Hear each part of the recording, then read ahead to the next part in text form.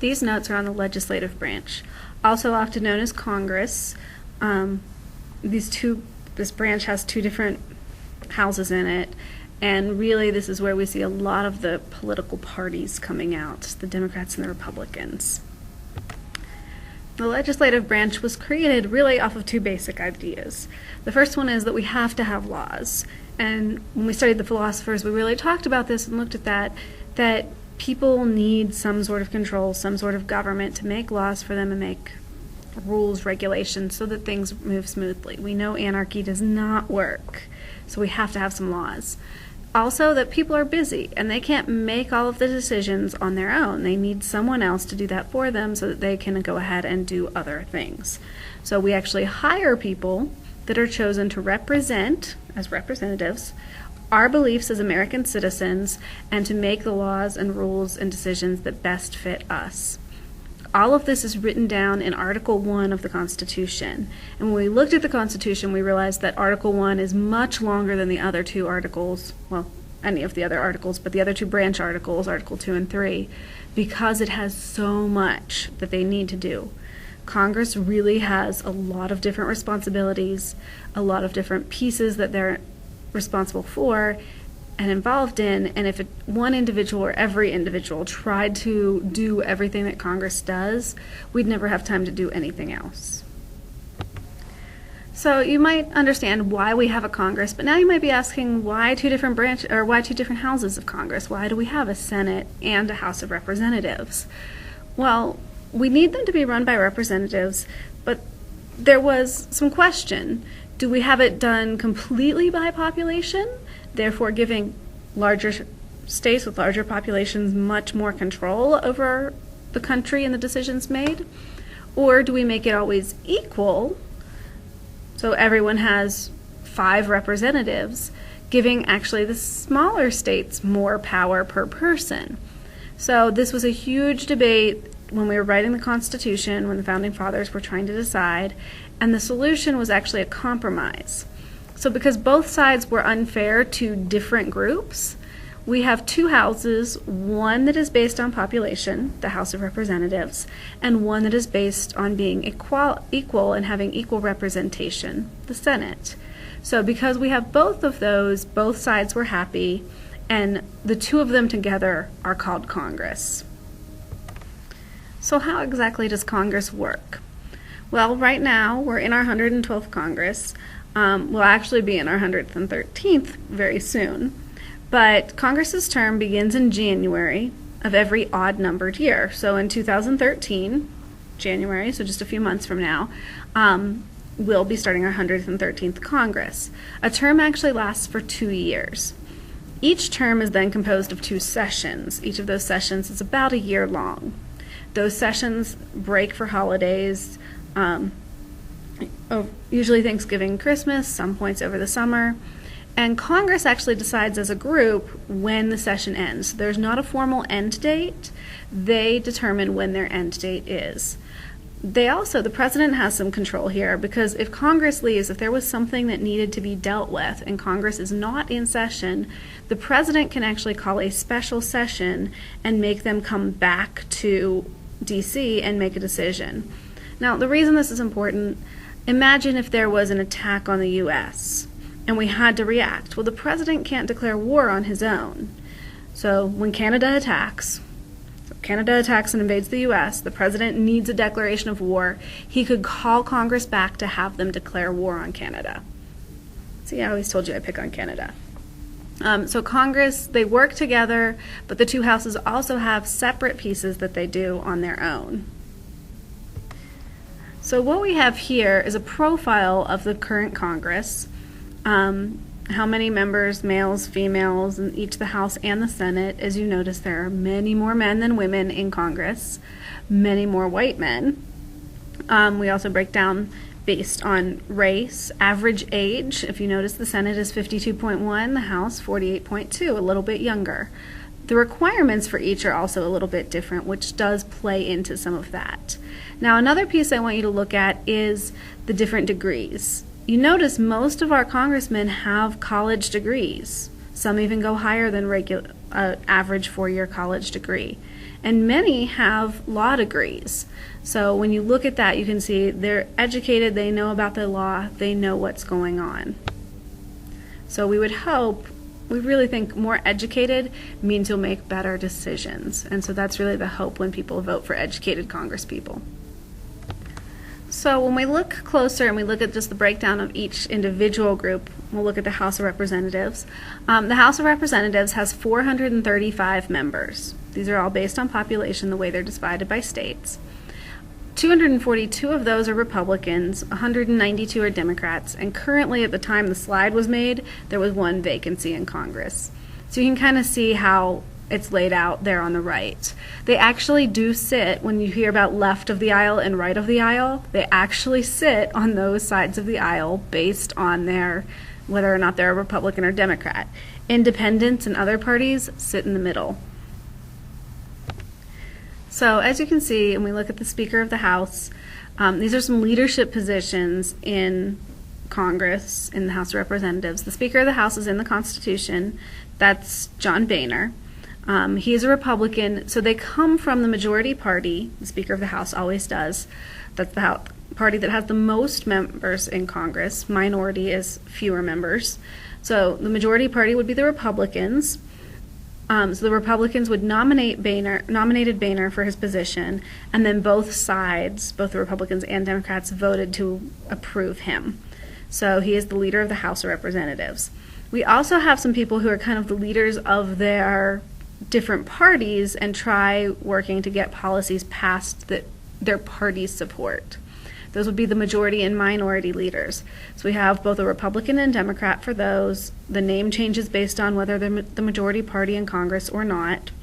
And currently those are Eric Cantor and Nancy Pelosi.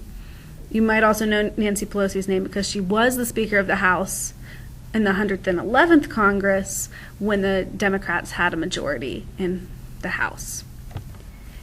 And finally, we have these things called whips and leaders. Or it should be a whip. So minority and majority whips. I have a mistake on my slide. The majority whip and the minority whip, again, go with the political parties that they represent. They make sure the parties are kind of in line. So they're doing a lot of talking to the other party members and trying to get them to vote along the party lines. So they're really organizing the parties. Again, for all of our leadership positions in both the House and the Senate is set up very similarly.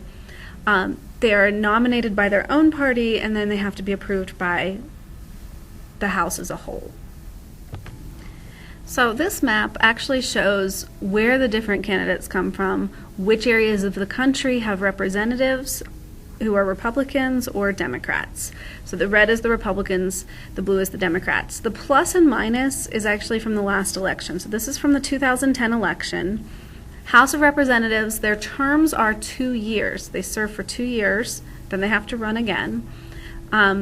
So in the 2010 election, the Democrats actually lost 63 seats nationwide, and the Republicans gained those 63 seats nationwide.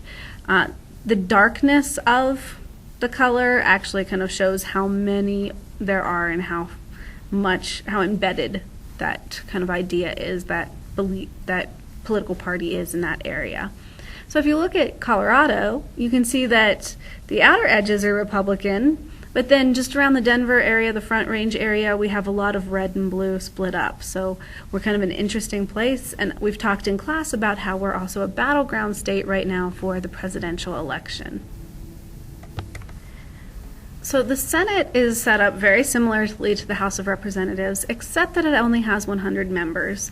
Those members are spread equally among the 50 states, so there's 2 senators per state.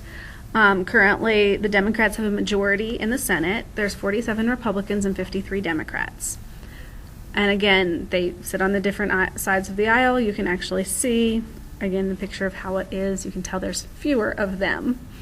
The president of the Senate is always the vice president. That's actually in the Constitution, in the executive branch notes I talked to you about. That's actually his only constitutional job or responsibility. So the vice president is always the president of the Senate. So currently that would be Joe Biden. There's also a position called the president pro tem of the Senate. That is a Democrat right now because it goes with the majority party. It's similar to Speaker of the House. He's kind of like the vice president of the Senate. So when the president of the Senate is not there, when the vice president is doing something else, the president pro tem actually takes that position. Now, the president of the Senate does have one power, the president pro tem does not. The president of the Senate can break ties if there happens to be a tie in the Senate. So he gets to cast the deciding vote. The other two leadership positions in the Senate are called the majority leader and minority leader, just like in the House of Representatives. They don't have whips in the Senate. So where we had a majority and minority whip in the House, we don't have that in the Senate. So the leaders, again, make decisions about what policies they want to spend their time debating and what should be supported by their parties and try to gain that support. So these guys are often in the news and things because they are leadership of the party.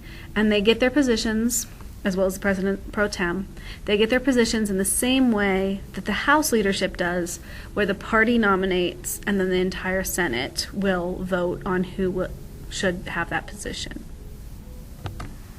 So this map is our senatorial map, just like we had the House of Representatives map showing who had won in the different states. The red states are Republican states, the blue states are Democratic states. If you notice, the Democrats lost 6 seats, the Republicans gained 5, but that still did not give them a majority in the Senate. So if you look at the key, one of the other things to notice that you may not get from the key, so I want to make sure you get it, is that as we look at it, you see some states where they're striped. Well, remember, there's 2 senators in each state. So if the 2 senators, one's Republican and one's Democrat, you're actually going to see a striped state because they share that state. The solid states mean that both senators are from the same party. So I mentioned some of the qualifications and terms already, but I want to make sure that you have those. The House of Representatives, those members are elected every 2 years. And to be a member of the House of Representatives, you have to be at least 25 years old. You have to have been a U.S. citizen for at least 7 years. So you could have become a citizen at 18, and then you could run for representative at 25. And you must be a legal resident of the state that elects you. So you can't live in Colorado and get elected in Kansas. You have to live in Kansas if you're going to be elected from Kansas. Now, the qualifications to be a senator are similar to a House of Representatives, but a little bit stricter. There are fewer of them, and they serve for a longer term. They're elected every 6 years, so that gives them a little bit more power in some ways.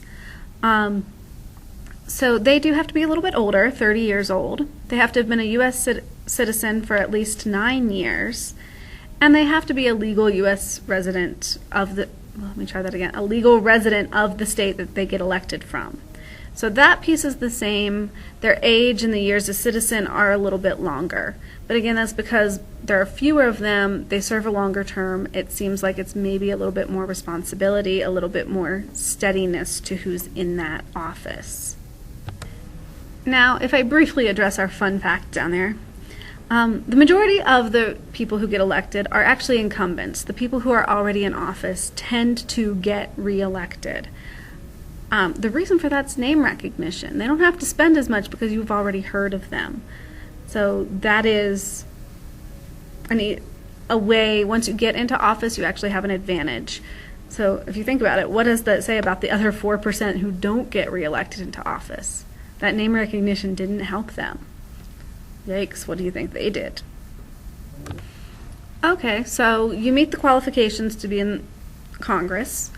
You get elected into, say, the House of Representatives. What does your job look like? What is your actual job description? Well, you have to legislate.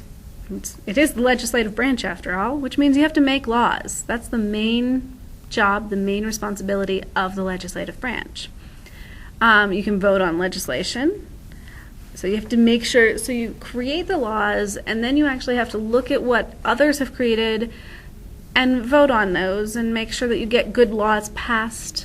It actually is kind of hard because you have to make sure that you have all the little details in there, or somebody's going to find the problems, the loopholes, and point them out. You have to serve on committees. Actually, the committees do the majority of the work.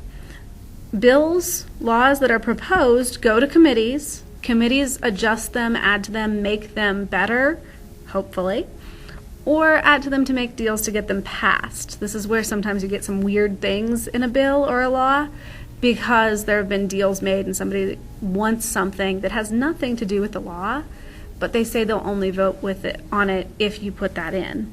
So most work happens in the committees. The majority of bills die in committees. Most bills never make it out of committee to actually be voted on. But if they do, that's where the voting on legislation comes in. Our congressmen also have to represent the constituents, the people that have voted them in. They try to get us what we want. They're responsible to us. We gave them their job. Our taxes pay their salary. They need to make sure that they're keeping the people happy. Otherwise, they won't still have their job. They'll be part of that 5% that gets voted out.